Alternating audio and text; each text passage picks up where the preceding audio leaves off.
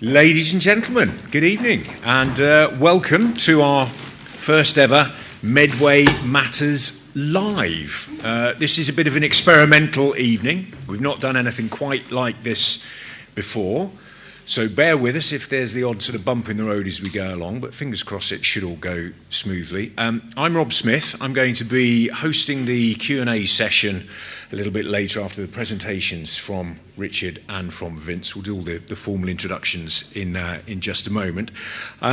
There's just a couple of very brief bits of housekeeping. If there's a fire alarm goes off, there shouldn't be a fire alarm going off, so it will be for real. So if the fire alarm goes off, we've got the exits here and through there to go outside.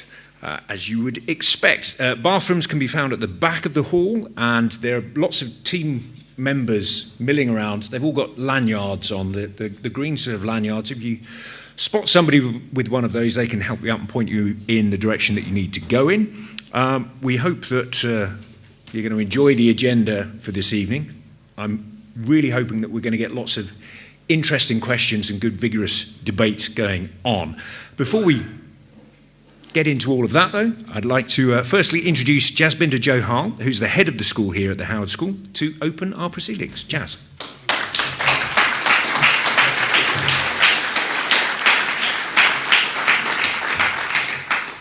Good evening and welcome to the Howard School.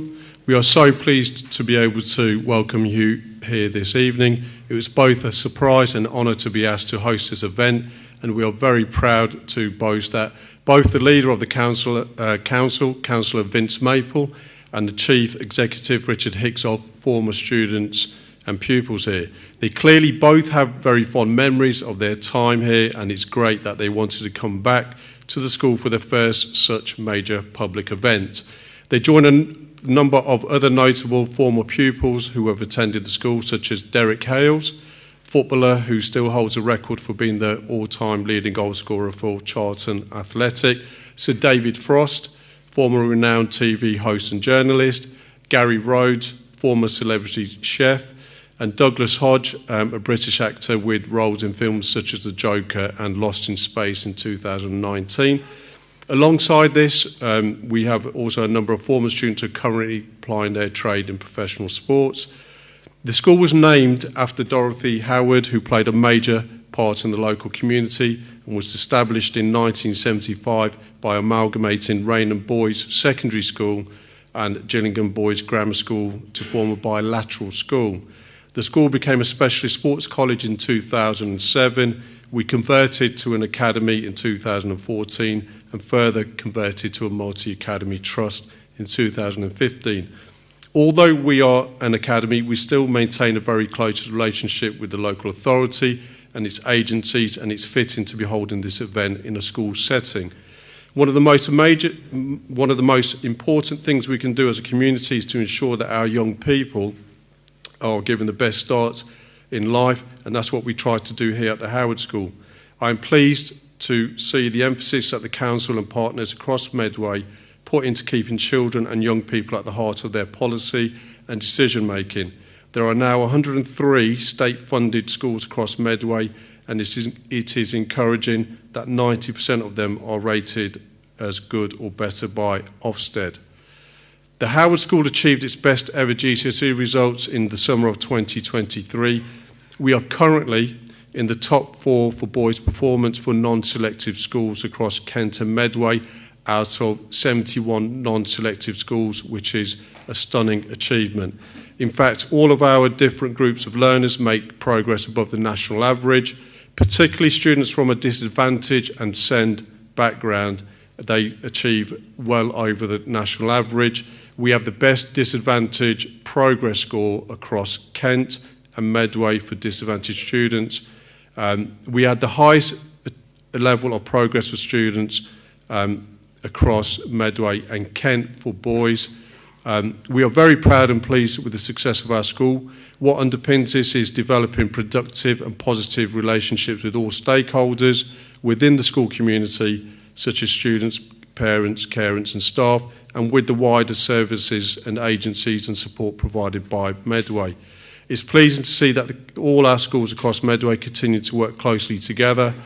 to support planning for the future, to share best practice and work collaboratively to build a system leadership to enable all schools to develop an inclusive ethos and when it comes to school improvement and practice. The impacts of this joined up, collaborative and inclusive approach is nowhere better evidence than the progress that the students made at the Howard School in 2023. We are bordering on being an outstanding school. We will continue to work hard and diligently to maintain this, and it is good to see more investment going into supporting the expansion in the education sector in Medway to meet the needs of our growing population. Once again, I would like to say thank you, and we are honoured to be hosting this event at the Howard School, and we now look forward to hearing from our distinguished guests, Councillor Vince Maple and Richard Hicks. Thank you.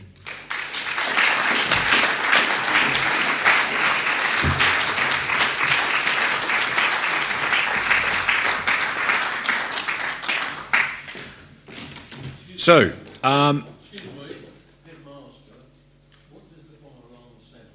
It sounds like a high beeping sound. You won't get it. if the fire alarm goes off, we'll let you know. Don't worry, it'll be okay. We'll be all right. Yeah, and I'd just like to sort of echo a couple of things that Jazz said there. It's a real pleasure for me to be here this evening because I am a local person. I live just up the road on Woodside. 3 of my brothers-in-law came to the Howard School. I mentioned their names and Jazz did say, oh yeah, Joe, I remember him. So it's great for me to be here and to be part of this, and I'm really looking forward to the conversation and the debate that we have a little bit later on. So we've got a full agenda for you. Let me start by introducing our 2 senior council leaders here this evening, Vince Maple, who is chomping at the bit for his presentation. He's the leader of the Labour and Cooperative Group who took over the leadership of Medway Council Administration in May.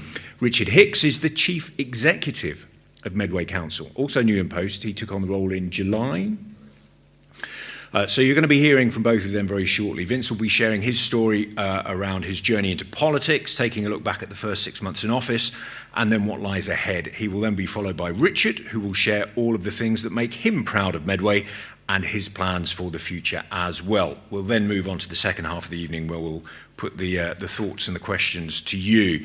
I know that lots of you will have questions that you will want to ask. Some of you may be shyer than others in actually asking them. You should find on your seats, I thought I had one up here, but you've got like a little question card. If you, there we are, Carly's holding one up there. If you want to write your question down because you don't want to say it out loud, then do that and I can read it out on your behalf. And if we don't get the opportunity to get through all the questions that are written down during the course of the evening, and that may well be the case because we're going to try and cram a lot in, if we don't get the chance to actually get through that, then we will respond to those questions after the meeting. So do hand them in, and if we don't get the chance to do it, then we'll respond to you via the email. We're going to be videoing tonight's event, which will be then on the council's YouTube channel for those who aren't able to attend tonight. We've also got photographers taking pictures here as well. If you would prefer not to be in any of the photos, then please do let our staff know so we can just make sure that you won't be accidentally included in anything. And as this is our first event, as I say, of this type, we'd love to hear your views on the evening afterwards. You've got some evaluation sheets on your chair. If you get the opportunity to fill in one of those afterwards to say what you thought, what went well, what didn't go so well. If you don't want to actually write it out on the thing, you can just scan the QR code. There's a QR code on the back of the sheet, and that'll take you straight through to the app, and you can fill it in via that instead. So, there we go. That's the admin out the way. Now let's get on with the first presentation with Vince Maple. Thank you. Thank you very much, Rob. And thank you for being here tonight. This was something that we wanted to do from day one of our administration. And can I say a huge thank you to Jazz for firstly looking after my old school. I was tempted to wear this tonight, but I thought I've definitely grown since the last time I wore this tie, so it probably wouldn't have fitted as well as it could have done. But it was amazing to come back here today and see a school which is flourishing. And I'm really proud to say I came to the school. I spent 7 of my best years at this school. Last time I was on this stage, I was Jacob in Joseph and his amazing Technicolor Dreamcoat. Don't worry, I'm not singing tonight. But I know, looking at things like the Ofsted, and Ofsted is a snapshot. We'll probably talk about Ofsted again tonight. Ofsted is a snapshot, but have a look at the school's Ofsted. Look at the great stuff that's happening at this school. But more importantly, look at the comments on places like Facebook and Twitter. You can see under this school's new leadership, this school is in a good place. And frankly, I believe moving to an outstanding place. So thanks for hosting us tonight, and thanks for everything you do for our young people here in Medway. And Rob, thank you for being here. It's important that we have someone who's got the ability to make sure Richard and I answer the questions, and actually having someone who is Medway through and through here making sure this works tonight is really important. So no pressure. If it all goes wrong, it's your fault. That's not true. So friends, thank you. Firstly, thank you for trusting me and my team of 32 colleagues to run your council services. That's something which, in the history of Medway Council, which is not a long history, just over 20 years, had never happened before. A majority Labour and cooperative administration. So I'm very proud to be that first leader. My friend and colleague and deputy leader is here as well tonight. And look, we are proud of what we're doing. But we started from a difficult place. We made some key pledges. We're working on those as we go forward. But actually, we inherited a huge financial challenge, as you probably have seen already documented elsewhere. A 91% cut in the revenue support grant since 2010, a £17 million gap in the budget that we inherited on day one. So there are some really big challenges for us. But we're tackling those challenges. And for those of you who've seen most recently, last week at Cabinet, we've managed to get that £17 million gap down to £12 million. There's still more work to be done before the end of this financial year, but we're on our way. And I want to thank hard-working council officers for working with my cabinet day in, day out to try and make sure we balance those books, because that's what the people of Medway voted for on May the 4th. But they voted for a lot more than that. They voted for a council for everyone. And actually, why are we here tonight? Not because I'm not a fan of Bake Off, I am, and so I really thank you. No spoilers on the Bake Off final tonight, I promise. But actually, we want to make sure that the council isn't just something you engage with once every 4 years with a cross in the box, and perhaps you write to us occasionally if something goes wrong. I want it to be much more than that. We're collaborators, we're cooperators. As Rob said, we're the Labour and cooperative group. So that means actually, this isn't about 33 of us, or even 59 of us with the whole council. This is about 280,000 of us making Medway the very best place it can be. So we're taking forward our pledges, and we've done some work on that already. So let me give you some examples of what's been happening since May the 4th. One of the first things we did at our first cabinet meeting was bring forward some recommendations on the issue of access to GP services. And again, my friend and colleague, Teresa Murray, leads for Health on Us, health and adult social care. Two of those critical issues. When you need that support, when your family is in that circumstance where they need to get support for a loved one, they need to have confidence that the system works for them. And we know, not through the fault of any single GP or any single GP's receptionist, that it's too difficult to access quality health care when you need it the most, at that front line, the acute service. When someone's ill, they need it now. So we're making progress on that. There's a lot more to do. You know, that is not something that could be just changed overnight. But we brought forward those recommendations, and we're working closely with our colleagues in health, our colleagues in the voluntary and community sector, because actually those sorts of issues take all of us working together. That's something we've done. I'm proud actually to take those recommendations and bring them forward. One of the other things we've done, we talked a lot about this before the election, is to support our brilliant small and medium businesses. So myself and my colleague Lauren Edwards, who's our portfolio holder for inward investment and social and economic regeneration, we've signed up to the FSB Local Leadership Pledge. What does that mean? That means, in very simple terms, if you run a small business, you haven't got to deal with the generic council, this big homogenous blob over here. That's the council, not me, by the way. You've actually got named individuals So you're talking about Lauren Edwards as a politician and Sean Henry as an officer, both brilliant at what they do. I have to say, we're very lucky with that team, and that whole team, that economic regeneration team, are fantastic. We're very, very lucky here in Medway to have those individuals in place.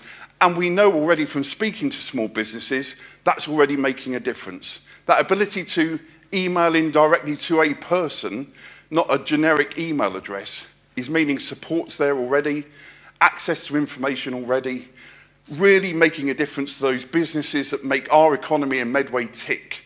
So I'm really proud of that. But we're also tackling some of the challenges as well. One of the things, and again, if you look on the news every single week, you'll see issues around homelessness and housing. Part of the issue for us as an incoming administration has been, not only have we got a housing waiting list which is too long, but actually many of the people are living in houses which are not acceptable.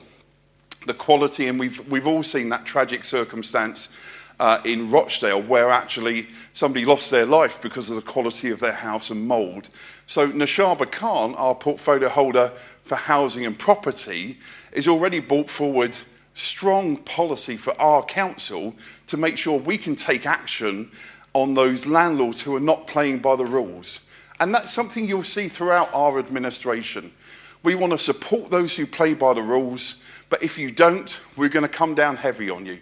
And I make no apology for that. I want the system to be fair for everyone.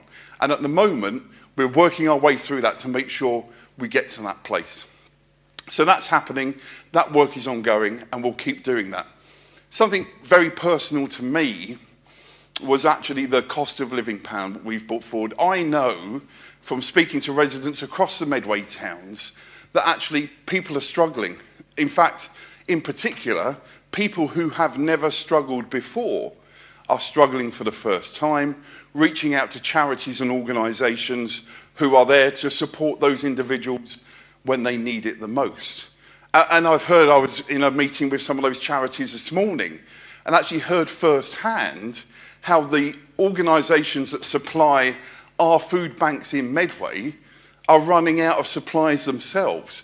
So you can see, collectively through that voice through MVA, who is the organisation who represents our charitable and voluntary sector, that actually there's pressures here and now. So I'm proud that my administration have brought forward a cost of living plan. Within our first 50 days, we brought that forward, to make sure we can signpost people to the support that's there, and importantly say this. And one of the messages I'd urge you to take out from today is this.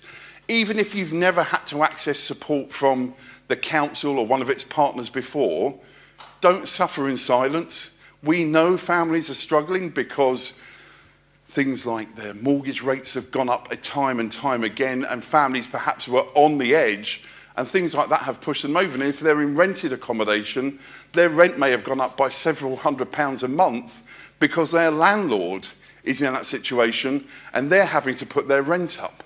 So we've brought forward the cost of living plan. We know from feedback from residents it's been well received. And actually, over Christmas, one of the things I'm really proud of, for those families who are struggling the most, who are on free school meals at schools like the Howard School, they'll be getting additional support over Christmas. That's the difference a Labour and cooperative administration for Medway Council will make. So we've been busy. We've done a lot more than that, and we've had to deal with some crisis. As one politician said, events, dear boy, events. And that's true.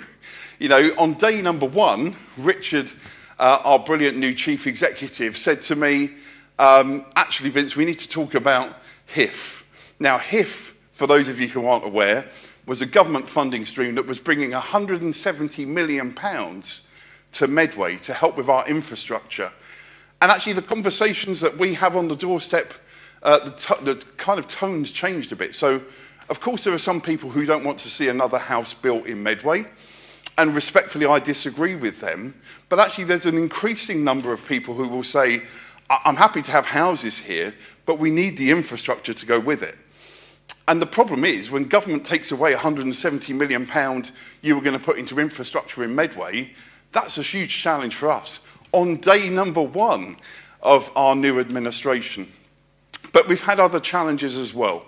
whether it's the fire we had in Brompton, whether it was the power outage in Wayfield, whether it was the recent flooding we had in parts of Medway, whether it is the situation we've got with our own headquarters. You would have seen we've got a small issue with concrete in the roof. So I'm currently doing meetings somewhere between my house and Casper's Desserts at Dockside. Other dessert places are available. So we're dealing with all of that because actually that's what we do. We get on with it. Local government gets on with it. So those are the challenges. But looking ahead, and I'll finish with these couple of final thoughts. Look, we know whatever the financial challenge we have this year will be even greater next year and the year after. I looked on with real hope that actually the autumn statement last week would have brought some support, particularly in issues like homelessness and adult social care. That was completely missing. And that means that, again, more so than ever before, this administration, working with Richard's brilliant team of officers, will have to do more difficult decisions.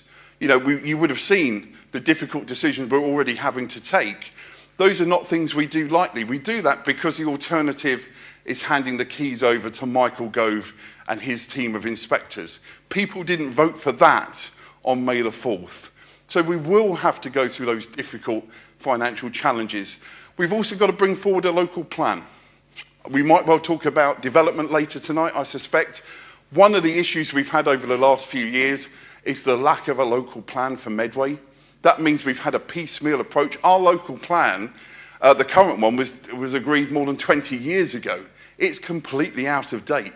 So we need that local plan in place. And that, again, will mean challenging decisions for us as an administration. But again, people gave us the democratic accountability to say over the next 4 years, we will deliver for this community. So I want to thank you for being here tonight. You chose to be here. Nobody forced you to be here. One or two people at the back are probably contractually obliged to be here. And do have a look at those stands before you go, because it gives you just a flavour of the amazing variety of stuff we do in Medway. And I want to finish with two final comments in this section. Firstly, if I look back over the first 6 months of a Labour administration, there's many things I'm proud of, but actually having an external inspector look at our children's services and say loud and clear, children matter in Medway, to me shows we are on the right direction. There's still more work to be done. This administration will never be complacent, but we're in the right direction. And people said to me, actually, what does success look like? When you get to the first Thursday in May 2027, what should people be looking back and saying, that's been a good administration? And for me, and this is the challenge I hold myself to every single day, I want people to feel more proud to live in Medway, to work in Medway, to learn in Medway, to enjoy their lives in Medway than they did on May the 4th, 2023. That's the challenge, and you hold me and my team to account on that when we get there. Because I'm truly proud to be Medway. Things happen every single day in this community across the 5 towns and the peninsula that make me proud to be the representative of this council with my team of 32 other colleagues, standing up to say, actually, give Medway a fair deal. For too long, Medway's had an unfair deal. You know, whether it's financially, whether it's reputationally, that's got to change. The fact you've come here tonight, to me, says you want to be part of that. And I'm grateful for that. And we will do everything we can to make that happen. So thank you for being here, and I look forward to your questions. Can I introduce, it's a bit like buses, isn't it, Arriva? You wait for one leader of a council to come along who used to go to this school, and 2 turn up. So on July the 1st, I stopped being the new boy, because we had a brilliant individual who had done 25 years work experience for Medway before he became our brilliant new chief executive. Please welcome Richard Hicks. Well done, mate. Well, thank you very much, Vince, and thank you very much, Jazz, and the Howard School for hosting us this evening. We are delighted to be here, but most importantly, thank you. Thank you all for being here this evening at our very first Medway Matters live event. And as Vince said, we were absolutely determined that when we took on the leadership of Medway Council, that we wanted to give you the opportunity to speak directly to us. We wanted to have an opportunity to speak directly to you about some of our thoughts and our plans, our priorities for the future, but we wanted to give you that opportunity to speak directly to us, to give us your reflections, to talk to us, to raise your questions with us. So I'm genuinely delighted to be here, and thank you so much for being here this evening. Now, as Vince said, I thought I would start with just a few words about me. As Vince said, I was also here at the Howard School. I was saying to our friends, I remember sitting cross-legged on the floor down around over there where this gentleman is sitting currently. I was born in Medway, I live in Medway. And also, as Vince said, I've been at Medway Council for 25 years now. The last 6 years as Deputy Chief Executive. And I was honoured, and I know Vince was honoured as well, to take on this role as Chief Executive of Medway Council. Over that time, I have seen some significant changes across Medway, and I am determined that we will continue with that positive trajectory by working together as one Medway. So Medway, home to 280,000 people, the largest urban area in the southeast outside of London. So we are bigger than Portsmouth or Plymouth or Southampton or Reading.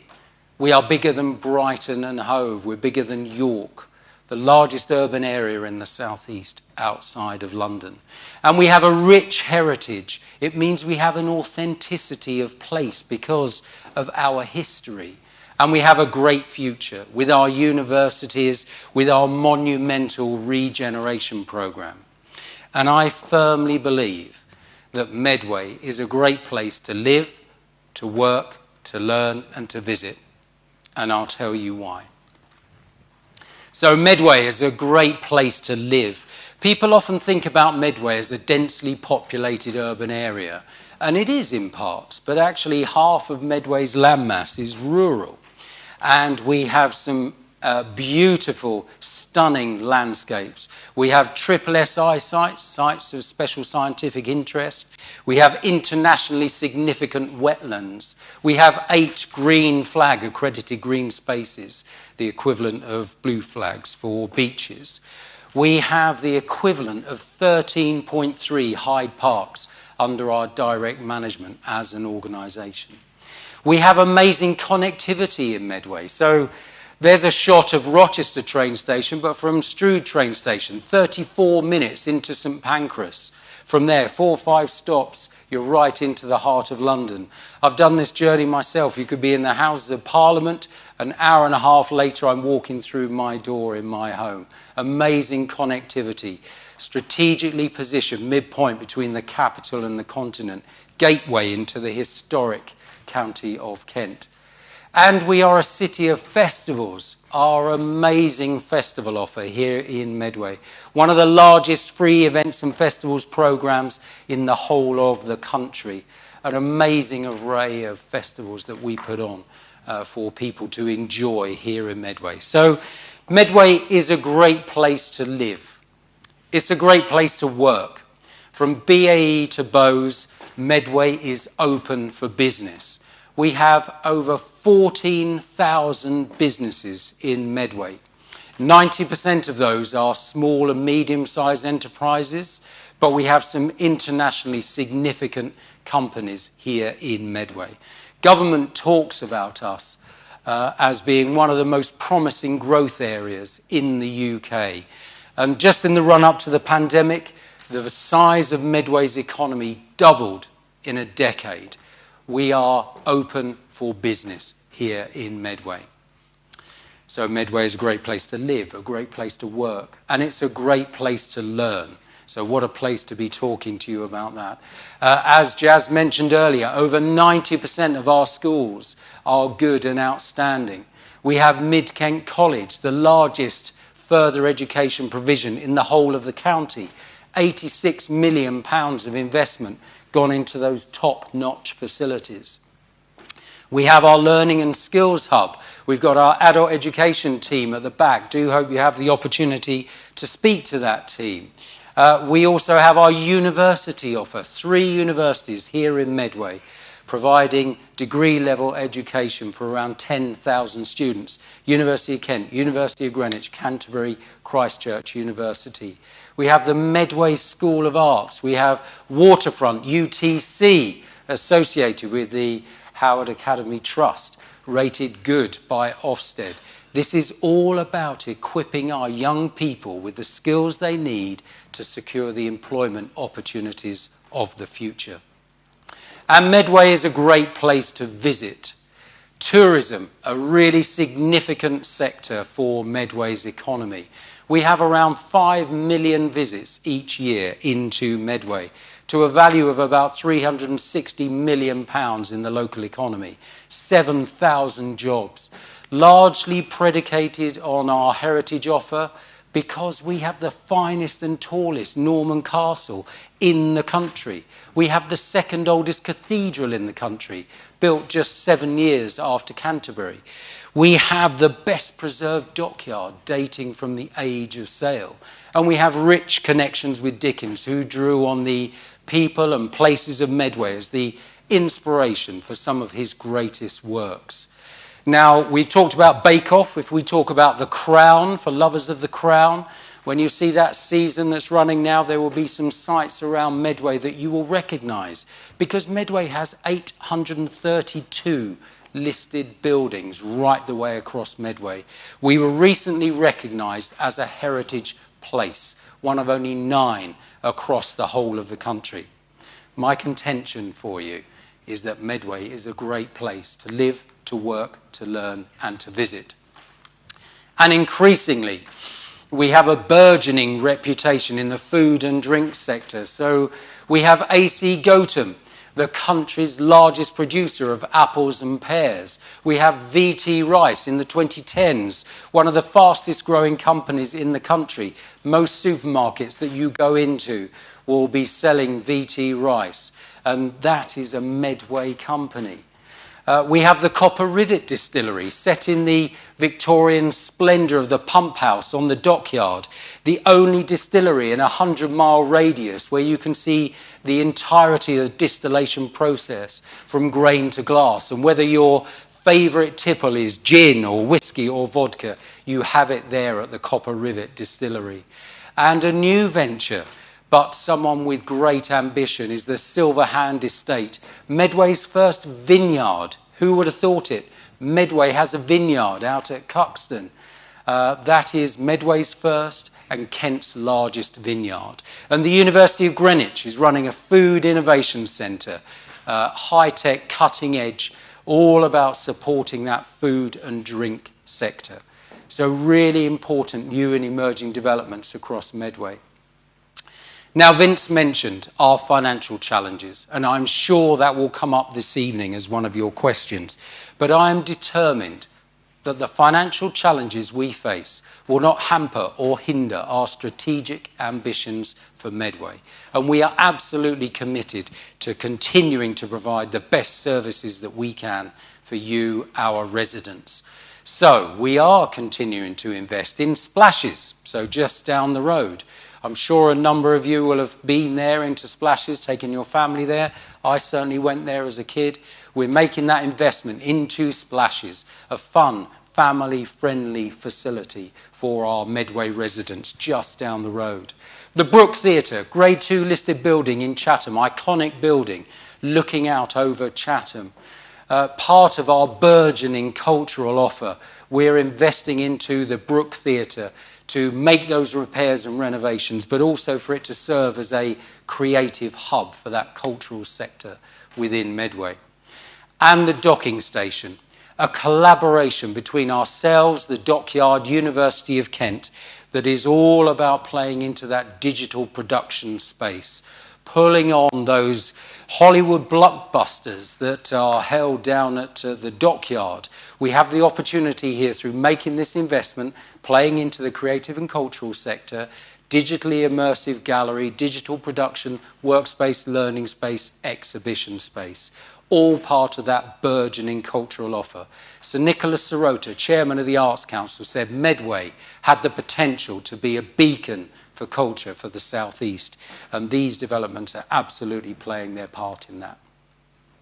Child-friendly Medway, something that is really close to my heart. We have a commitment to ensure that the voice of our children and young people are at the heart of our thinking, that the voice of our children and young people shape our plans and our policies for the future. So whether it's through our City Hall events or our Super Saturday events that will bring 30,000 people into Chatham, or whether it's our For the Love of Reading programme, over the last year, we've engaged with around 90,000 children and young people because I want this place to be their place.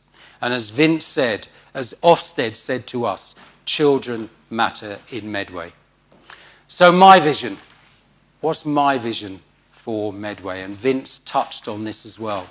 I want Medway residents, us, to be proud of Medway for whatever reason. Whether it is your cherished green spaces that are close to you, whether it's the school or the university that you or your children went to, whether it's the history and the heritage of the place, or whether it's because we're a welcoming place, I want Medway residents to be proud of Medway. And secondly, I want Medway to secure the recognition it deserves as a great place to live, to work, to learn and to visit. Now, whether that's with government or investors or businesses or visitors, not for the badges or the baubles, but because it helps us deliver our wider ambitions for Medway.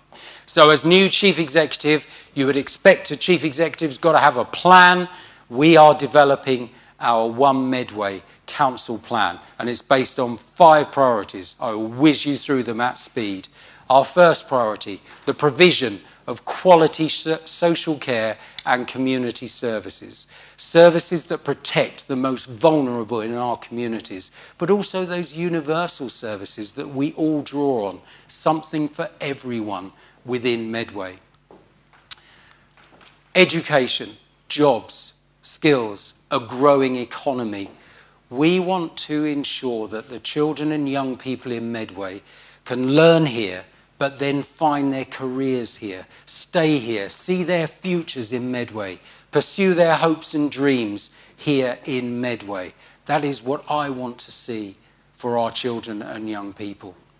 Safe, clean, green and connected communities, addressing issues around perceptions of safety, ensuring that people can get around Medway.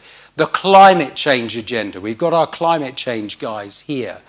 Absolutely ensuring that we are reducing our carbon footprint and all playing our part in that wider endeavour. And connected communities, communities that look out for each other because we care about this place and we care about each other.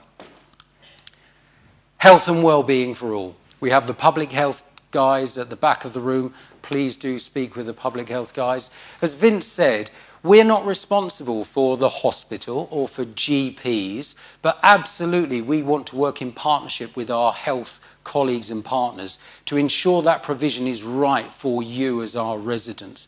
We want to address those health inequalities that are prevalent across Medway, and by working together I know that we can do that. And Vince talked about homes and housing.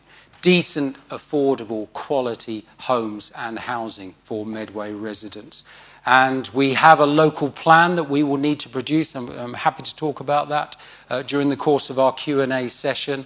But we will be working with private sector developers, so Rochester Riverside, our flagship regeneration scheme, or whether it's our own housing stock. We, as a council, have 3,000 council homes and Centenary Gardens and Copenhagen Road there, some new build schemes.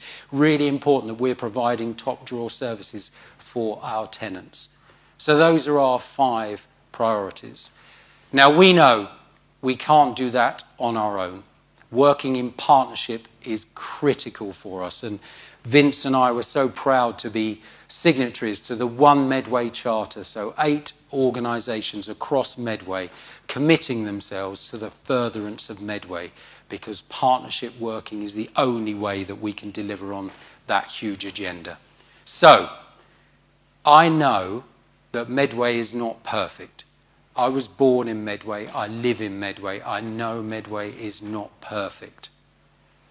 But actually, I know it's a great place, and I'm proud of Medway, and I know that by working together with you, our residents, we can make Medway an even better place to live, to work, to learn and to visit. Thank you.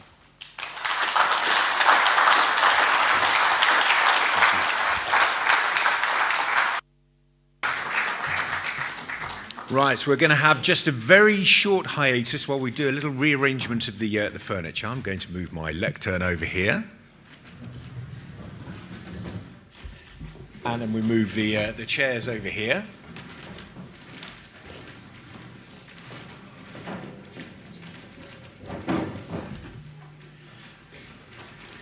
So if you have your questions, any questions that you want written down, write them down, hand them over to any of the staff with a lanyard on, and then we can downstairs. In just a couple of moments, we will have him with the. It's my mic. Can you hear me in the back? Are we on?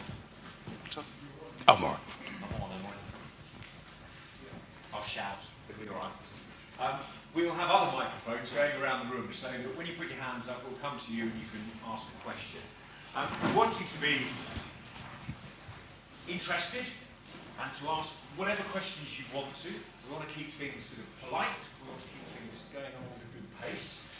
I think we want to crack on and get on with it. So, hands up first of all. Who has got a question they would like to put? Good. I'm glad to see some hands up straight away. We'll actually get some good questions going on. Questions, thank you very much. Perfect. Right, okay, well, let's start off with the lady in the front row here. Sorry, we've got a microphone. Here we go.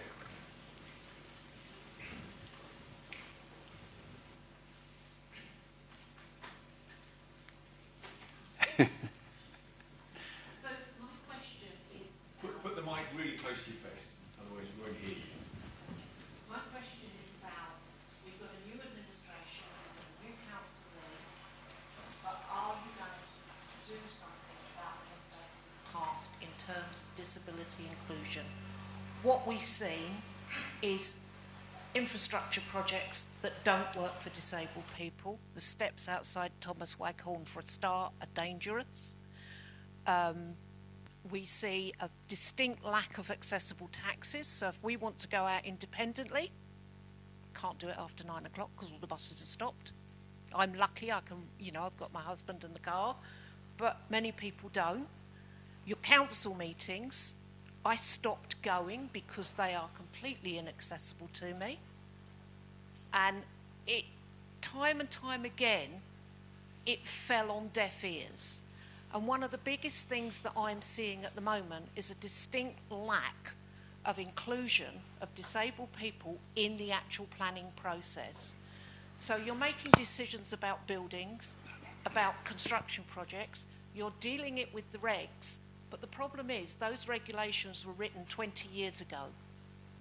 So what my challenge to the council is, stop telling us what we need and start asking us what actually works.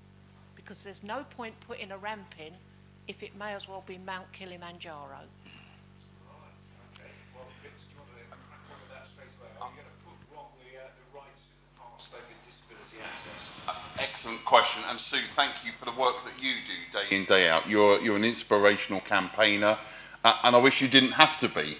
That's the reality of it. I can't promise to put everything right over the last 20 years, in part because of the financial budget we find ourselves in. But what I can do is do two things. Firstly, say that is a fair challenge and a good challenge, and certainly when things like the local plan come forward, I would value a conversation with you and our team to say, actually, what could be done more? What could be done more? Part of the challenge with the local plan is, of course, that's about designation, not about specific buildings and outcomes, but as some broad principles. I think a conversation with you and others who would bring some personal experience to bear. And if I think about things like the guide dogs for the blind have been in touch in the past around things like Rochester High Street, which is a beautiful cobbled high street, but is a complete nightmare when it comes to accessibility. So I think that's an absolute fair and right challenge. And the other thing is this, and I said this before the election, we will get stuff wrong. Absolutely, in a 4-year period, no administration will get everything right. So I know that you will be the first to tell me when I get stuff wrong, and when my team gets stuff wrong, and when Richard's team gets his stuff wrong. And I need you to do that, because if you're not doing it, nobody else is. So where there are champions for specific protected characteristics, they do have to speak out sometimes, because if they don't, nobody else will. But I think we've got a reasonable track record in opposition to say these things matter. I think we've got a reasonable track record in opposition to say we will always work with people. But it's the art of the achievable with those budget pressures. And that doesn't mean you don't do things. It's about working through. And you and I have had many conversations about what is reasonable in a reasonable adjustment with a budget pressure and a developer who's perhaps not listening. So absolutely, I'm happy to commit to that, and perhaps we need to have a specific session around the local plan, around some principles there. I think that would be helpful, because I want the local plan, which is building Medway from now till 2040, to be as fit for purpose as possible. Of course, the final thing I'll say on this is legislation changes. So actually what was legislatively acceptable 10 years ago, 15 years ago, may not be now. So it is about recognising, again, with the local plan, that in the life of that local plan, stuff will happen. And again, it's about having those conversations and actually making sure that you're not a lone voice, actually encouraging other people who have got accessibility and wider needs to say, actually, come and be part of that conversation. So thank you for raising that. It's important, and we will do what we can. But I say now, we will get stuff wrong occasionally, because we're human. So, Vince, obviously, you're going to want to try and shape the agenda as it happens. Richard, you're going to be responsible for actually delivering some of this stuff. Has it been a challenge for you to actually put some of the things in place historically that maybe there hasn't been an impetus to make some of that stuff happen in the past? Yeah. So, and thank you, Sue, for the question. So there clearly will have been challenges previously, but to be fair to Vince and his new team, the new administration has been very clear about the importance of this particular issue. That's not the fire alarm. That is not the fire alarm. And one specific measure that we could certainly pick up, because I would like to encourage you to come back to our council meetings as well, that open democracy, that opportunity to put questions into the administration. I would want to encourage you to come back. That is something that we can look at. And Sue, I thought the really key point that you raised was around not us thinking that we know what the answers are, but actually speaking with you, engaging with you, and taking on those views. Within the financial constraints, I've got to be clear, I have got to be clear.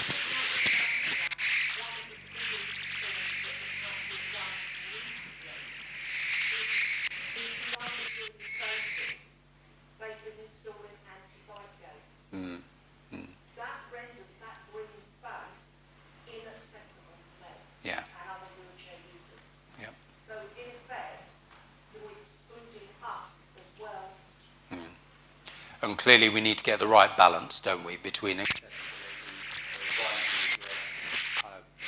behaviour.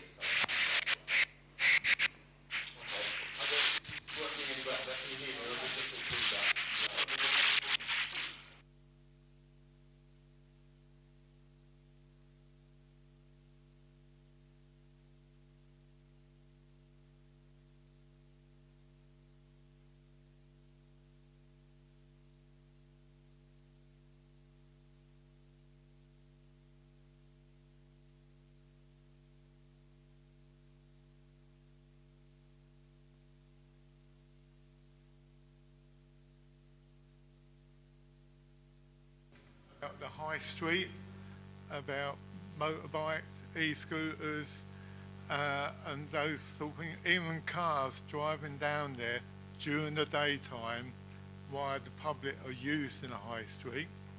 It is. And I'm also want to bring up about the shops using the high street as a shop. Now, you're in a position to make money. Do those people charge, do you charge those people for using the high street for their shops?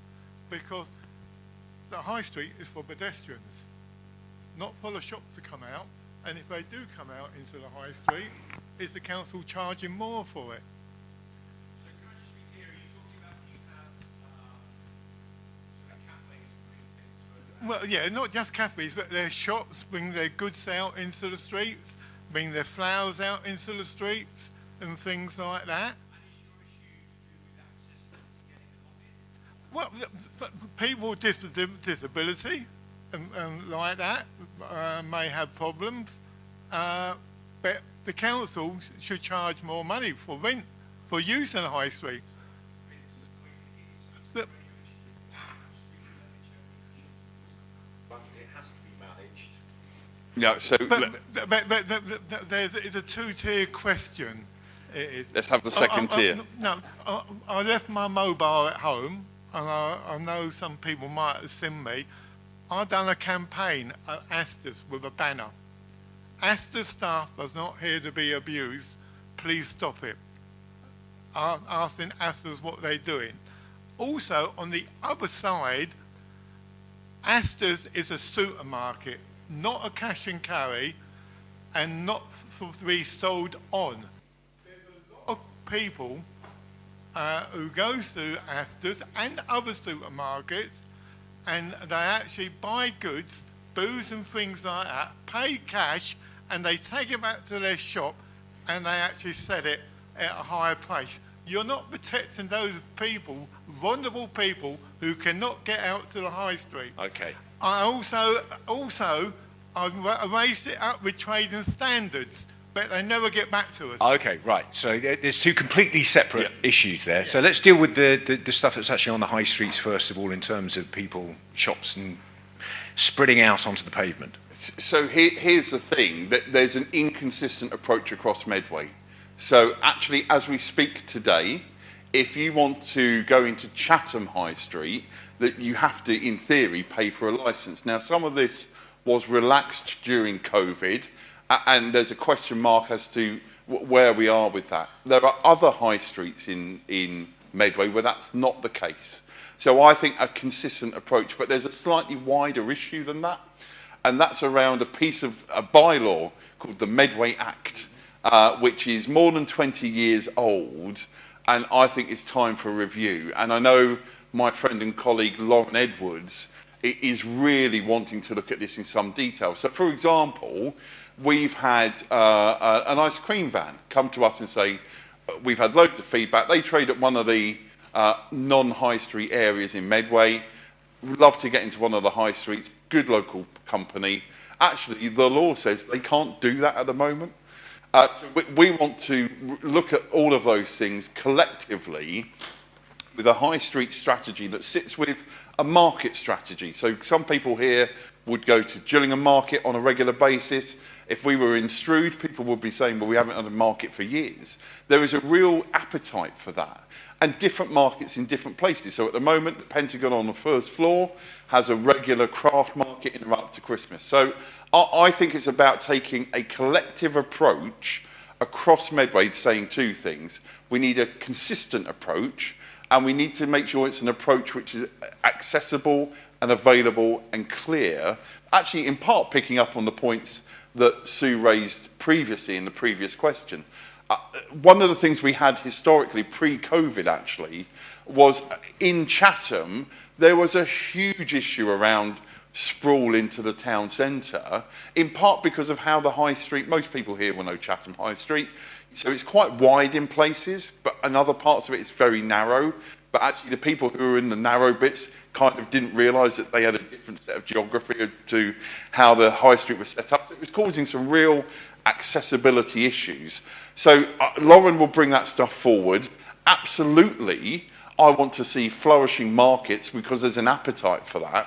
But actually, I want to see a high street which is working and safe. The point you make around people driving when it's a pedestrian time, I'll refer you back to what I said in my opening remarks.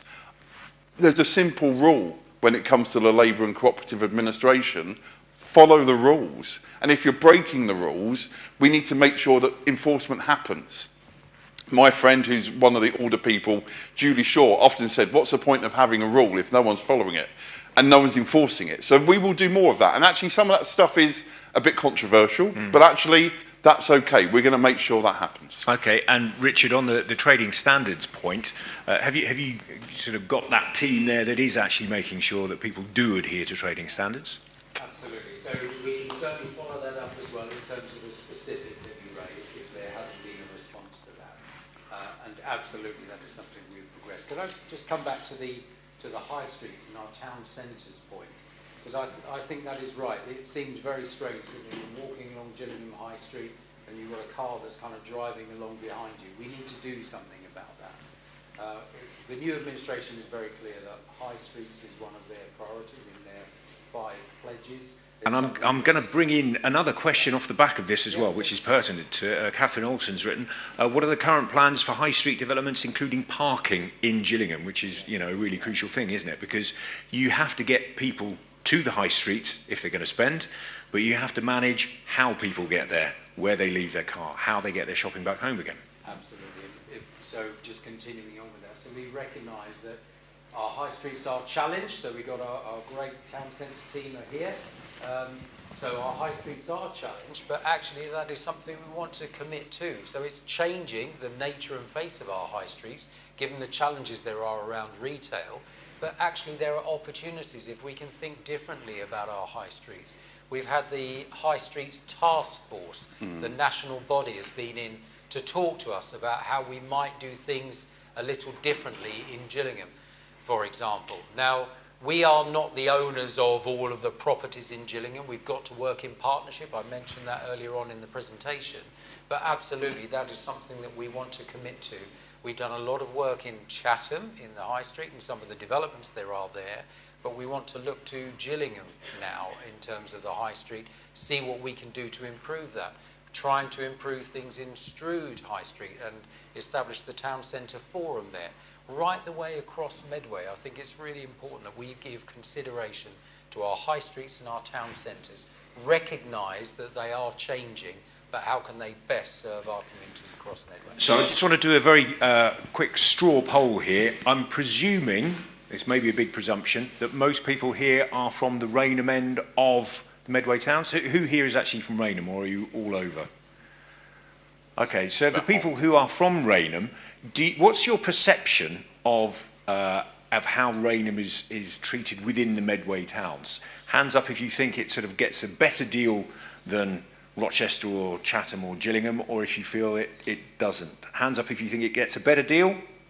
No. Hands up if you think it doesn't. Okay, so people in Rainham want you to do something for Rainham. I think that's one of the key elements. And absolutely. So our pledge, Richard is right. We've got 5 key pledges. One of those is specifically around the 5 town centres. But each of them have their own specific challenges and issues. No town centre in Medway is perfect. And of course, this starts with the reality of high streets up and down the country struggling. There are some really practical issues. One of the preconceptions is always the council owns the town centre. Actually, the ownership of some of our town centres is really complex. And one of the things, again, we've done since we took control of the council, we've gone to other places. So we had a visit recently to Reading town centre, similar size to a bit of Medway, not as big as us. And actually there were some very good examples. They have something there called a BID, a Business Improvement District. And we've said, actually, we want over the 4-year term to put that offer to the 5 town centres. It's not something we can't say to a town centre, you must have one. And in some cases, Strood's a good example. Their town centre forum has only restarted after a 6-year holiday. So actually, they need to get up and running. Raynham's in a slightly different place. So actually, it's about having that conversation and saying, actually, we value all of those. And one of the ways we've done that from a practical perspective is to make sure that on our town centres board, which I chair, I see it as a priority, we have elected representatives from the 5 town centres. So there is a Raynham councillor, I think it's Councillor Perfect in that case, who sits on there for Raynham. So again, that is a voice directly from the community to be raising those issues directly. And actually at the next town centres board, there will be a specific focus on Gillingham. And I say that because actually, historically, as Richard says, there's been a lot of focus on Chatham. There are similarities between Chatham and Gillingham town centre. It's very long and linear. But actually, in both cases, it's not had the support it needs. And Gillingham, in particular, hasn't even been put forward for things like future high street funds, when actually the previous administration could have put forward 2 bids. And we suggested that, but they chose not to. And that's a matter for them. So we'll be taking that forward. But rest assured, our pledge is absolutely on all 5 town centres: Rochester, Raynham, Gillingham, Chatham and Strood. And I'm going to, just before we come back to the floor, I've got another written question here, which kind of follows off the back of what we were just talking about there. Why is Raynham seemingly permanently in gridlock? The traffic is dreadful, the roads are repeatedly dug up, and yet there are potholes everywhere.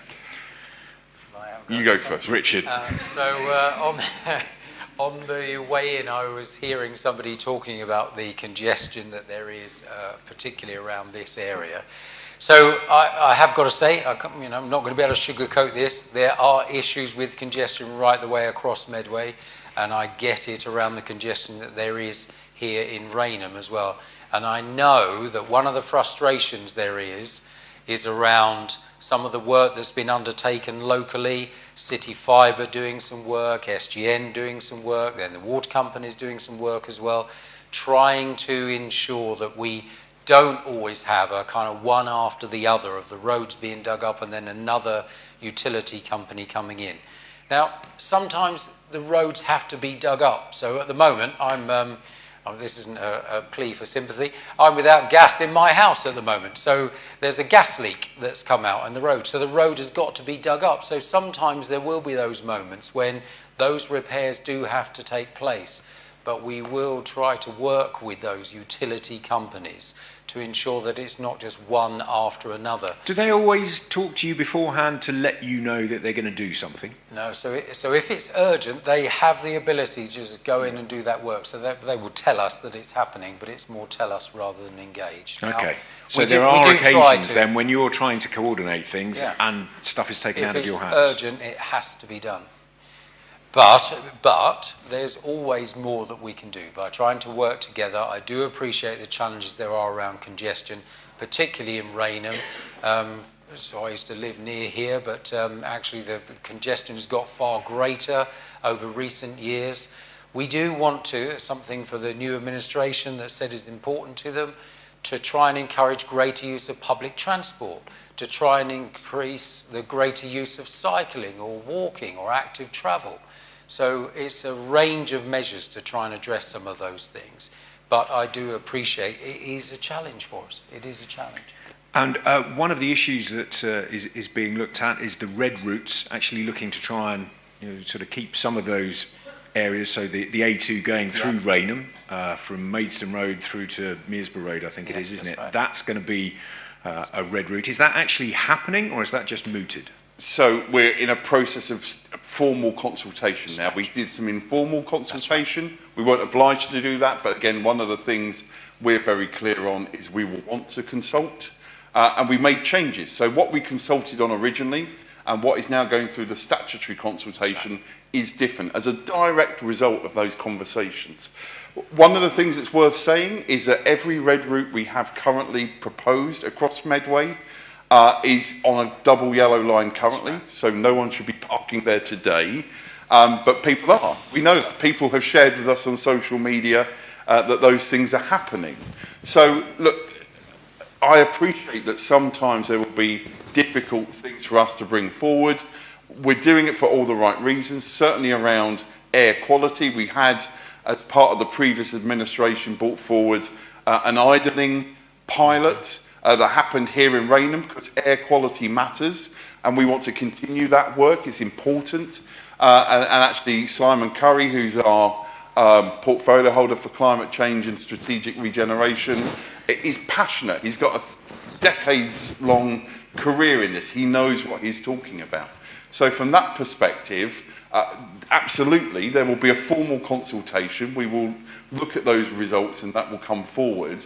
But actually, across Medway as a whole, this is something which people have been saying to us, along with school streets, which again is something which is about road safety for children and again air quality.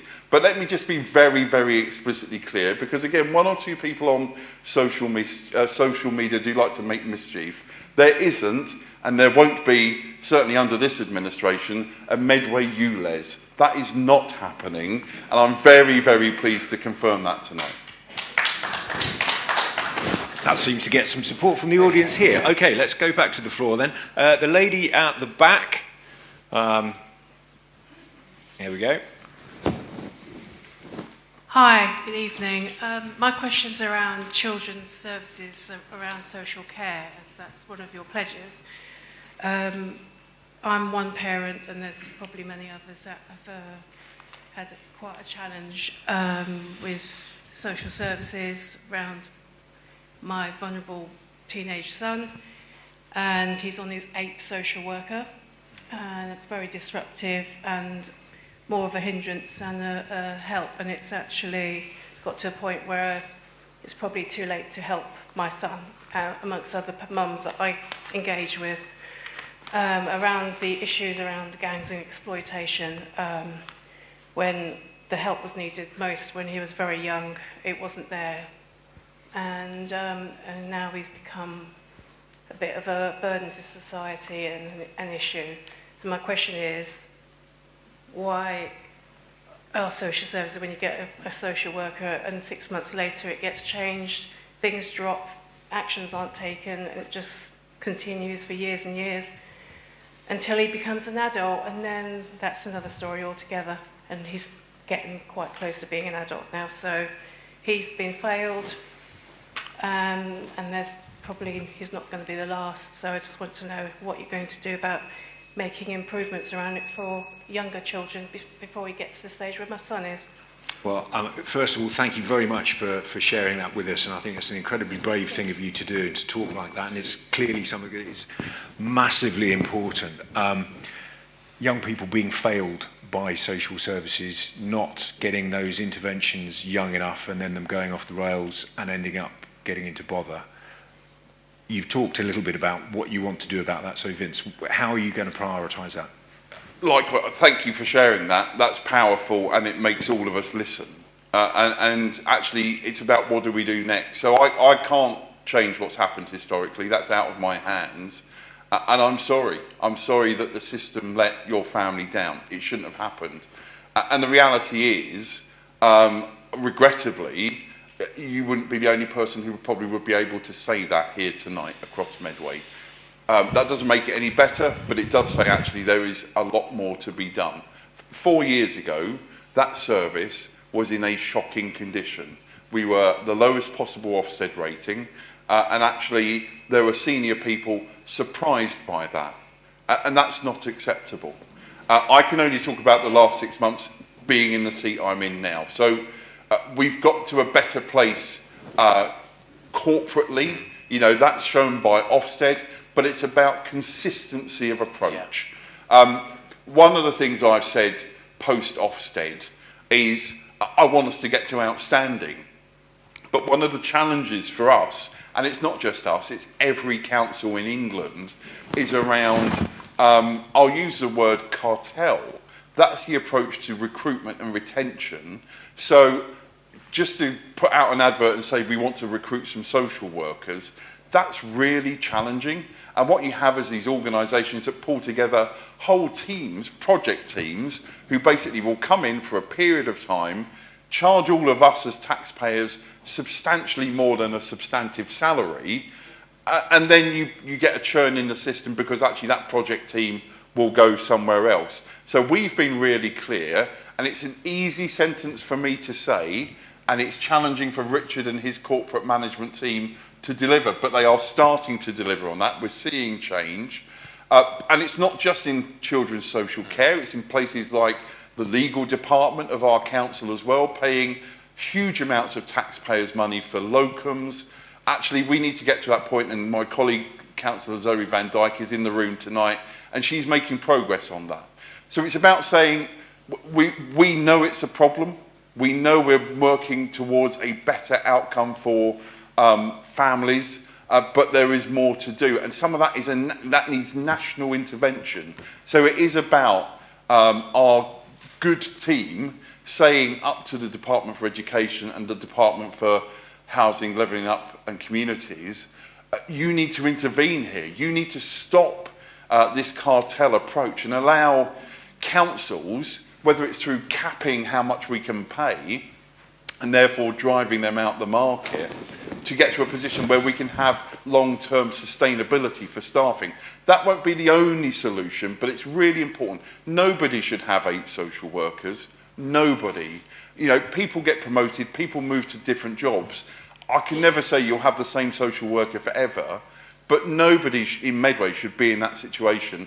And I'll do everything I can, and I know Richard will do everything he can, and the whole team, both the cabinet and the corporate management team, that team of 25, when Ofsted say children matter in Medway, that's not just a sentence, that's got to mean something. So it's got to mean your family in 5 years' time, the equivalent family, are not suffering those circumstances. And I'm sorry that your family did. And can I just be clear on one thing? Are we talking straightforwardly about funding and numbers, or are there elements of sort of the way that things have been managed internally within that there have been issues? So can I just extend my apologies as well, heartfelt apologies around that situation that you found yourself in. That was not good enough, so I'm really sorry about that. It is true that we've really tried to focus over the last 4 years in particular to try and improve the way that we do things, particularly in children's social care. And that consistency of social workers, so not having the social worker chop and change, that consistency of practice, so the quality of our social workers and the teams that we have, the quality of management and supervision. Actually, Vince and I were in a meeting just last week when we were talking about exactly that, about the importance of quality of social work practice and that management oversight. And that Children Matter in Medway line that Ofsted gave us, actually Vince and I were there when we heard that Ofsted judgment. It's actually something that Vince and I personally feel is important. So I'm really sorry about that position. I spent some time with the team, with another member of my team as well, just going through and looking at the way our social work teams carry out their practice and the way that they do things. We are consistently seeking to improve what we do, but I'm really sorry that you had that situation. And following off the back of that, a written question from Lily May. How are we addressing the serious issues of children and youth being exposed to... That is Lily. That is you, is it? That's right, Lily. okay. Well, I just wanted to follow up then and talk about things like county lines and connections with the police. Yeah. Have you got a good working relationship with the police? Are you actually making inroads on that score? So I was at Medway Police Station for a meeting rather than anything else. Just last week with the Chief Superintendent, and we were talking exactly about that, about county lines and the issues that Medway has. Now, again, I want to be open and candid with you all. So Medway is a significant place, 280,000 population.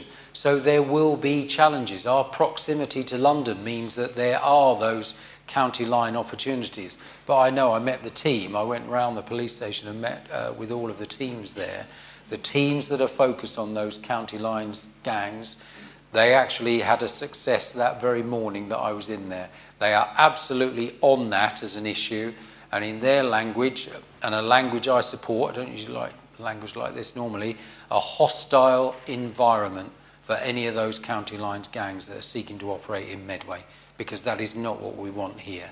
And absolutely the police are committed to that, and we share that ambition as well. So where it happens, we will do everything we can to support the police to stamp that out, because we do not want that to be a thing here in Medway.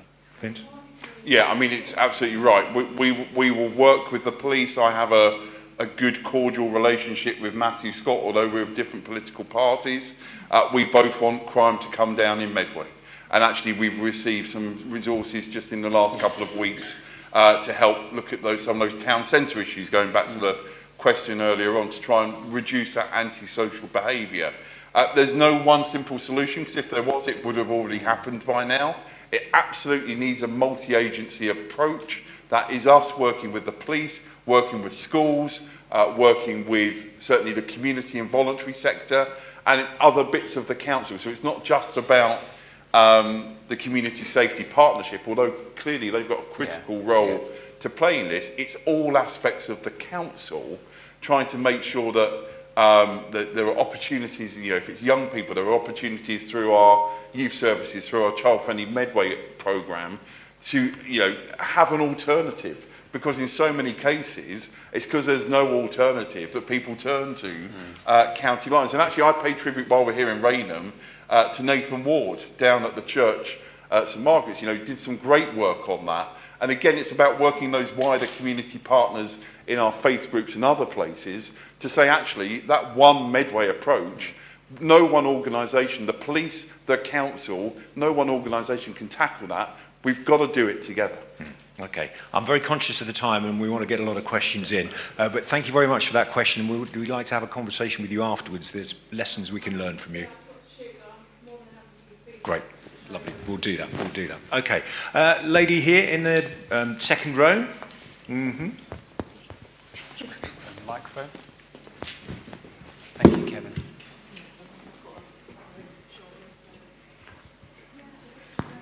Thank you so much.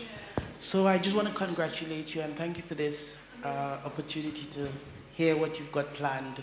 And I know that you said that child matters, but I want to take it a little bit further and say every child matters, right? And the problem that I'm having is that the statistics of suicides in children are increasing, and it's really sad when one child kills themselves. I'm so sorry to upset anyone here.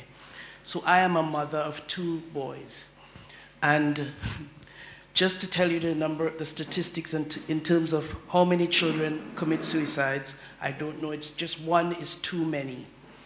So my son faces bullying often at school. The bullies are reported to be spoken to and being given unmentionable consequences, but yet they continue to bully my son. They bully him for the first year of being in school. The second year of being in school, I've reported it. And then I'm being told that they are putting things in place to make sure that that behavior or antisocial behavior changes. So when I ring the school and I don't get the answer that helps my son, I report it to the police. So on one occasion when I reported it to the police officer that I spoke to, which was a senior police officer, said that he himself had been going to school and he was bullied for 5 years. So those things have an impact on children's well-being, and one of the things, or priorities you've said, is about health and well-being. And we know that children are the future. They are our future, and they are very important, and we know that children are a gift. As we all know, life is a gift, and so are our children. So when my son is bullied, I don't like it. It's very unfair, and he's bullied. Okay, so we don't want to get into too much detail on the thing. Yes, so your question then is, go on. My question is, what are you doing to improve the well-being of children in school when they're bullied? Not only them, but in terms of the bullies as well. What are you doing? Because the bullies are given consequences, but then they repeat the behavior over and over again. And it's one of these things that there's going to be an area of crossover on here, because obviously you don't have direct control over the schools, that the schools obviously are independent organisations these days, aren't they? That's right. So again, thank you very much for sharing that. And it makes me think about my late colleague Nick Bowler. who was a councillor in Rochester, who at the Medway Youth Conference, he was in his 50s at this point, but took time out to go along and say, actually, he was bullied in secondary school, and that kind of sat with him for his whole life. The theme of that conference was around bullying. So again, I thank you for sharing that, and look, let's have a conversation specifically about the individual case outside of the meeting tonight. Let's do that before we go home. There's a couple of bits. Firstly, bluntly, and this is not a Medway issue, this is an England-wide issue, CAMS is rubbish. And CAMS was rubbish before COVID, and COVID has put more pressure onto CAMS. For those who don't know what CAMS is, it's mental health provision, particularly, but not exclusively, for teenagers. Actually, increasingly, we're seeing it in primary schools as well, year 4, 5 and 6. But actually, part of the challenge is, if you're waiting 18 months to 2 years to get a referral, you've escalated up. So we need a whole system change. Medway needs to be a loud voice on that. So it is about the Health and Wellbeing Board looking at this, our overview and scrutiny team, and I know both Adam Price and Tracy Coombs, who are two portfolio holders for education and children's services, will both take this seriously. As Rob rightly says, we don't run the majority of schools in Medway, but 63,000 children matter in Medway. I have a son. I dread to think of my son being bullied one day, but it's a possibility. So I want to make absolutely sure we're doing all that we can. We will never have a perfect system. By the very nature of some of our schools, they're big institutions that allows for that space to happen.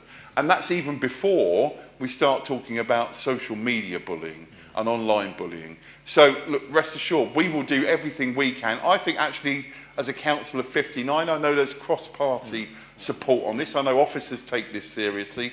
And actually that partnership working with people like Matthew Scott. But your story, that shouldn't have happened. And again, that's about the individual school taking this seriously. And again, we won't get into the specifics here, but let's make sure we get those details and we can have an offline conversation about that. Great, thank you very much for that question. Right, hands up. Got two guys over here. The chap in the blue jumper with a rather fetching scarf. Thank you.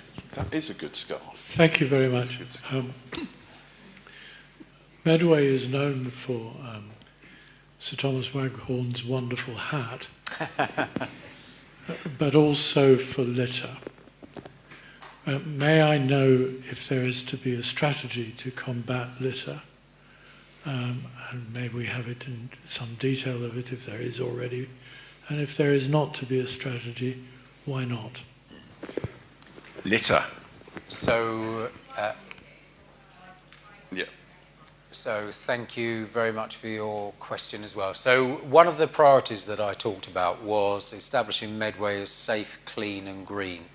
And absolutely, I get the thing about litter around on our streets. That is unsightly. None of us like to see that.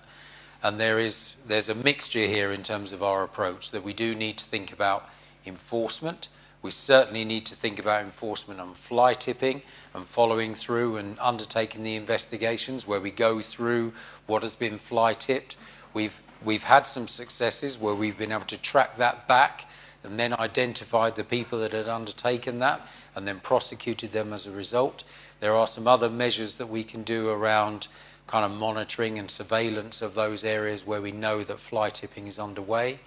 There's also something around, and our climate change colleagues would talk about this as well, there's something about all of us playing our part in that too.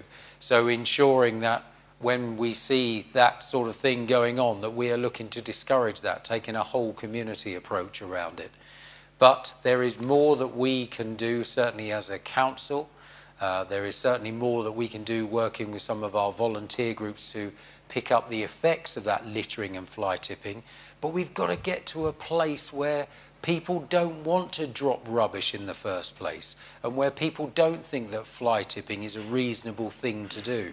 Our household waste collection sites that we got, our tips that we have, we've got so much that is available. We have weekly bin collections. We have so much that is available for people. I think all of us have got something to do around reinforcing that message. It's just not acceptable. Is there still an issue with Kent tips as opposed to Medway tips? Are people coming into the area? Is that still an issue? Because that was something that certainly bubbled up over the COVID period, didn't it? That's still a thing. And actually, we've seen, obviously, most recently that Kent were proposing to close some. That's been withdrawn. Yeah. So I suspect there'll be an ongoing conversation about that. I just wanted to pick up on just two final bits. I would absolutely endorse friends of groups, 22 of them across Medway, doing amazing things each and every weekend. We need a consistent approach. I think part of the challenge has been that some groups have met perhaps on a weekly or monthly basis, and some groups have had almost a day-by-day service. Some of those things are not sustainable. So from that perspective, it's about saying, you know, we really value what community groups are doing, but we need to make sure that we've got as much as possible a level playing field, not least because of those financial pressures we have, but actually around encouraging people not to put litter. I'm of the generation, and my partner Mary moans at me all the time, my pockets are always full when I go home because I hate littering. It's a terrible thing. So I was absolutely, in this very room, I think I had a talk once about littering. So we need to do a bit more of that. And some schools do some good stuff on this. Actually, one of the chewing gum companies I know sponsors some education in PHSE lessons. So it's about sharing that good practice as well. Great. Okay. Now, I'm conscious of time. Is everybody happy to keep going? Yes. Good. Excellent. Right. While we're over there with the microphone, the chap who's just immediately behind with the... Thank you. I'll be reading mine out, if that's okay. My name's Jacob Lee. I work at ArcelorMittal Kent Wire, Chatham Docks. I've been there for 10 years, since I was the age of 20. Now, Vince, while in opposition to the Tory party, you and your team fully supported the campaign to save Chatham Docks. Indeed, you campaigned in the May 2023 elections to retain Chatham Docks as a working port and high-value employment site. A letter of support was also sent by Sir Keir Starmer. Since taking control of Medway Council in May, your position seems to have somewhat softened to the extent that you appear to be supporting the destruction of Chatham Docks and the loss of 800 existing well-paid jobs for a hollow promise by Peel of jobs in the future. Peel promised 3,549 jobs on the Chatham Waters site, and after more than 10 years has barely delivered 10% of this promise. My question is, can you assure me and my family and the thousands of others that rely on Chatham Docks for their livelihood that the promises you made in the past will be honoured and that Chatham Docks will be retained as a working commercial dock and employment site? All right, this is a really key question, isn't it? You mentioned the plan, the Medway plan earlier on. It's all up for debate and discussion at the moment. This is probably one of the most contentious issues in the Medway towns at the moment. Where do you stand on Chatham Docks? So thank you very much for the question. I was really clear after May the 4th. What we couldn't have is what we had from the previous administration, where letters weren't answered for 18 months by both of our predecessors. It's not the fault of the predecessor of Richard, for the avoidance of doubt, but there were a letter to both of them. We responded to that within 2 days of Richard being in post. What I've said since May the 4th is this. We don't own the land. Peel Holdings owns the land, and I want to get them both into a room. I've met with Phil and the team from ArcelorMittal. I've met with James and the team from Peel, and what I've said to both of them is I want to get them into the room to see what the art of the achievable is around a shared vision. Is that practically possible? And so far, and we're working, as you can imagine, with two organisations the size of those two, we're working on trying to get something in the diary. It looks as if we're going to get something in for January. That's what I'm hopeful for. Yeah. And we'll see what the art of the achievable is. I hope we can get to a position where both organisations feel comfortable with what moves forward. We haven't supported anything at this stage in the sense of the local plan. It's a quasi-judicial process, parts of it, so we need to be slightly careful around that. But actually, from that perspective, my pledge since becoming council leader has been very clear. I want both parties in the room, something which, again, the previous administration could have attempted to do but didn't. We'll do that, and we'll see what comes from that conversation. I pledged to do that since I got elected. I remain pledged to do that, and I'm confident that we'll be doing that in the first quarter of next year. And we'll see what comes of that conversation. And am I right in thinking that you've got two fundamental pressures here? One is that you have to build 28,500 new homes in the Medway towns by 2040. Yep. And the other is that you have existing businesses, you have an asset in Chatham Docks which, once you've built houses on it, can't be used as docks evermore. So you have to make a choice somewhere, and that will come down to the local authority fundamentally making that decision whether to change the land use. Is that correct? There's a load of technicality. Broadly, that's correct. There are some technical points behind it, which again is probably not for a forum of this nature. But absolutely, we have said we will deliver a local plan. Because actually, if you don't have a local plan, developments like the ones we've seen in Raynham, which were voted down by planning committees, have gone to appeal and have been successful. And actually, part of the problem at the moment is if, for legitimate planning reasons, planning committees are voting stuff down. Without a valid local plan, the first thing the appellants will say is, you haven't got a 5-year land supply, you haven't got a local plan. And most planning inspectors will go, yeah, you're right. So we need to get that local plan delivered. That will mean some challenging conversations, undoubtedly. But for me, it's about saying, with this particular issue, and this isn't the only issue for the local plan, far from it, but this one in particular, I've said, I believe in, let's get in a room, let's have that conversation, let's see what the art of the achievable is. I don't know what will come of that conversation, but I know I want it to happen, and I'm confident it's going to happen in that first quarter of next year. Yeah. Okay. Have we got people who are particularly concerned about housing and house building? Okay, gentleman there in the middle.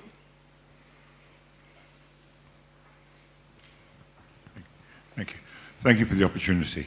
I represent the Hoo Peninsula, and we're here to look at what the local plan is going to say about development. We were promised a railway station under the HIF, that's disappeared. We were promised road improvements under the HIF, that was disappeared. We were promised air improvements, that's all disappeared. We have one road in and out of the peninsula. And where are you going to get the money to do something about the infrastructure, because we are already at breaking point with no railway station and now cancellation of bus services. People are taking to their cars more and more. And you talked about the HIF right at the beginning, didn't you? So that was £170 million that had been pledged, and then that was actually withdrawn by government on day one of you actually taking over the administration. What did you do? So I'll give something to this, and I'm sure Richard will as well, because he's lived this prior to May the 24th, when we technically took over. So I was pretty angry. And people here who know me know I don't get angry very often. That's not really my style. Richard saw me. I was pretty angry at the whole process, because not for me, not even for our administration or the council, because people, particularly on the Hoo Peninsula, but actually that investment would have meant other funding could be freed up for elsewhere in Medway, had been let down by the government. And I'm not saying that as a party political comment, but the government had led us up the garden path. Now, there's some practical reasons for that, some of which were down to the previous administration, I have to say, but not all of it. Ultimately, that decision was taken by Michael Gove's government department. So I'm as frustrated as you for all of the reasons you lay out. Because actually, part of the challenge now is we've still got to deliver those 28,500 homes. And if you look at the map of Medway, a reasonable proportion of those will have to go on the Hoo Peninsula. We need to try and do that as sensitively as possible. We need to do that recognising the existing infrastructure challenges which are already in place, as you rightfully say, and do that in a way which is working with the community. I think there has been a change in some residents, particularly in the Hoo Peninsula, but not exclusively, where they've gone from, I don't want housing, to, I accept we need more housing for lots of reasons. Often it's because of children and grandchildren needing to get housed, but we must have the infrastructure. And your point around air quality in particular, you know, one of the air QMA, air quality management area, you know, we have one of those near the Four Elms roundabout. That's exactly why the 170 million, part of the reason why the 170 million pound bid was originally successful. So we are left with those challenges, and I absolutely lay the blame for that fair and square at DLUC. And I wish they'd rethink. What reason did they give for withdrawing? Well, so can I just say something about the local plan as well? Because although the local plan might sound like a dull thing, this is actually the strategic programme that we have for Medway out to 2040, as you say. And in keeping with the earlier question as well, there will be a number of decisions. There are always balances that have to be struck, aren't there, between the need for new housing, the need for new homes, for our younger generation to have homes that they can live in, but finding that right balance between employment sites and residential areas, ensuring the infrastructure is in place, getting the right homes in the right places. Those are all the things that we will need to balance off during the course of that local plan process. We've already undertaken consultation on it, had a significant number of responses back. As Vince said, we want to get the views of our residents because it's going to be our plan. It's a plan for our place out until 2040. It's not going to be straightforward. There are going to be some of the challenging decisions that we are going to have to look at. But if we are confronted by 28,500 homes is the target that we've been given by government, and we have to have a local plan that is examined by a government inspector to pass that thing, and that will take a year, just achieving that. It's really important that we grapple with some of these challenges, but that is exactly what we're going to have to do, and we're going to have to find that right balance between right homes, right places, getting the right infrastructure, employment, because the local plan is also about jobs. It's about the growth of the area. It's 17,000 new jobs, as well as those 28,500 homes that we've got to find. It's going to be a difficult challenge for us.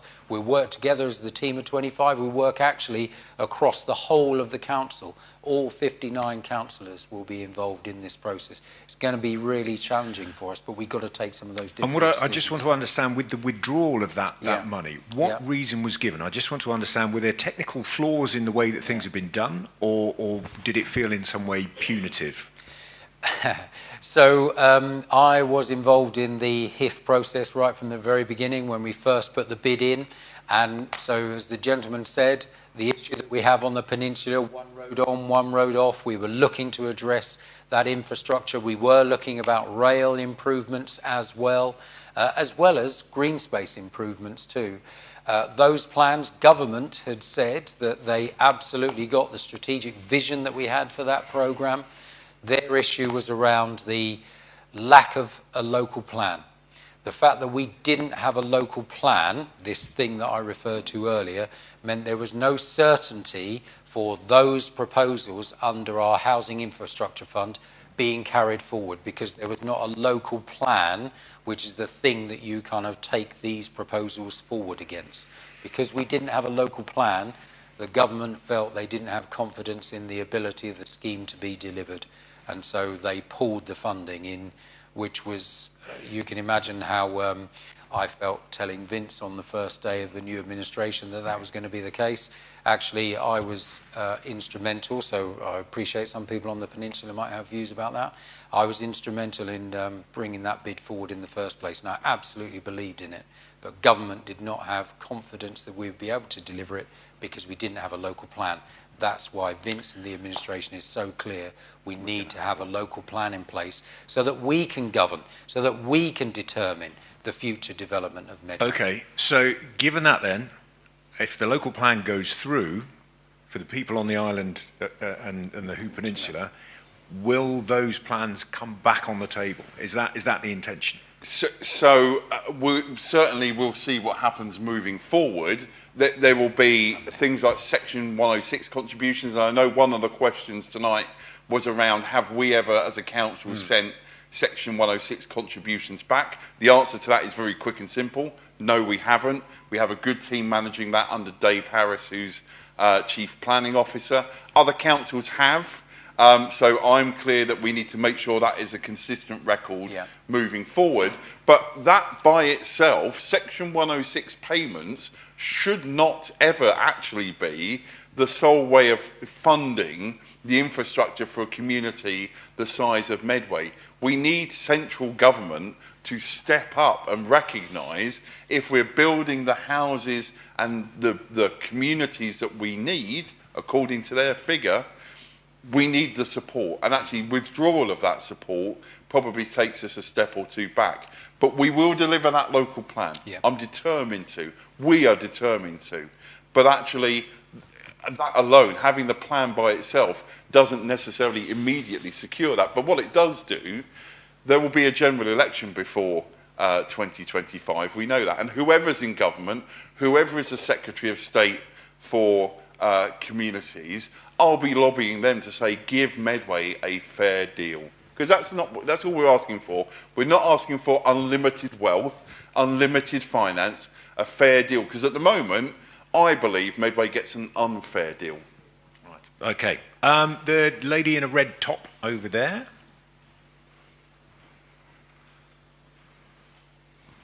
Okay, thanks. I'm going to stand up and you can see me now. My original question's changed. After hearing the last gentleman, I was born in Medway, in my grandmother's house in Rochester. I've worked the majority of my life in Medway because basically I'm lazy and I don't want to travel out of Medway and I want to work in my own community. Thankfully, in about 6 weeks' time, I can finally retire and get my state pension and give more time to my local community with continuing with volunteering. My question is now, is how can we, as a community, put pressure on central government to recognise that we actually need more funding in this area? As a community, just to expand on that a bit, I think everybody in this room is part of the community. We're here to support you, and it's really great to get rid of this Tory government after so many years, and perhaps we can move forward and do something more positive in the area. We have to remember why the dockyard closed in 1984. That was a Tory government. Okay, so we need to move forward from that. It's 40 years next year. There's a lot of celebrations going on at Medway based around the dockyard in arts and that kind of creative area, so people can get involved with.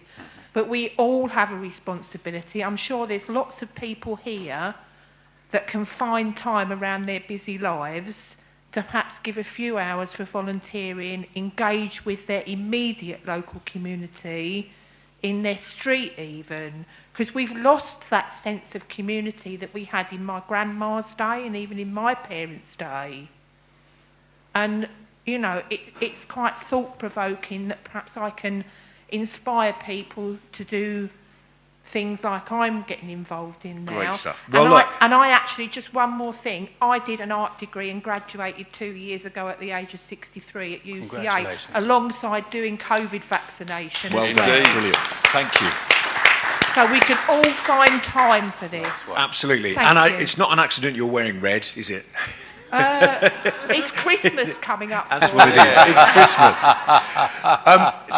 So I think the first part of the question was around what can people pragmatically do to kind of lobby government to let them know that Medway needs to have more funding to do the things you want to do. So firstly, thank you for volunteering at the COVID vaccine centre. I remember you and I at the Pentagon. Luckily, they didn't let me anywhere near needles. Otherwise, there would have been another day or two of the COVID inquiry, I suspect. Look, as a council, we're going to use our voice. And we're working on it at the moment. We're working on a clear strategy to say to central government, give Medway a fair deal. So if it's just me, or if it's just my cabinet, or if it's just Richard as chief executive, that will have some impact. Some people here might retweet something I say. If it's 20,000 residents, 25,000 residents, 50,000 residents saying, give Medway a fair deal, hopefully including the 3 MPs. I hope they would support us in lobbying their government to say give Medway a fair deal. Then I think government have got to sit up and listen. It's worth saying as well that we are not unique in this situation. If you happen to live on the wrong side of the Rainham border in Newington or Upchurch, other towns are available, other villages are available. Kent County Council, who is an upper tier authority like us, they have exactly the same financial pressures. In local government, there's talk of the terrible 4, which are the 4 things which have real pressures on our finances. As a unitary authority, Medway has all 4 of those. So from that perspective, look out. You know, the fact you've seen tonight shows that our comms are working. That's a good thing. As the portfolio holder for communication, that makes me happy. We will be coming forward in the next few weeks to send a very clear message, give Medway a fair deal. And I want everybody in this room, regardless of who you are, regardless of why you're here because you love Medway. Otherwise, you'd be at home watching people bake cakes. So, look, and we'll work on that as we go forward. So I want to thank people for being here tonight. And I thank you for your interest in Medway. I thank you for your questions. Richard and I will be around for a few minutes afterwards if you want to grab us. Fill in the cards, that's critical. Thank you for another, it feels like detention, another 20 minutes after you should have finished at school. But thank you for being here. And look, rest assured, we've heard everything you've said tonight, in particular those powerful individual contributions. I thank people for sharing those. Those individuals didn't have to, and I'm grateful because that will make our services better at Medway. And we will do everything we can as we continue on that journey to make everyone truly proud to be Medway. Thank you, Rob. Brilliant. Vince?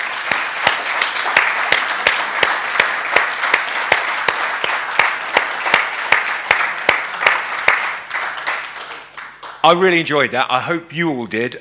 Please do make sure that if you've got further questions that you want to get answered, because we can't keep going all night. I probably happily could, but we're can't. going to be thrown out soon. So write down your questions, hand them in, and then we will respond to them subsequently. Other than that, thank you ever so much for being here this evening. I hope you enjoyed it. Thank you very much. Thank you very much.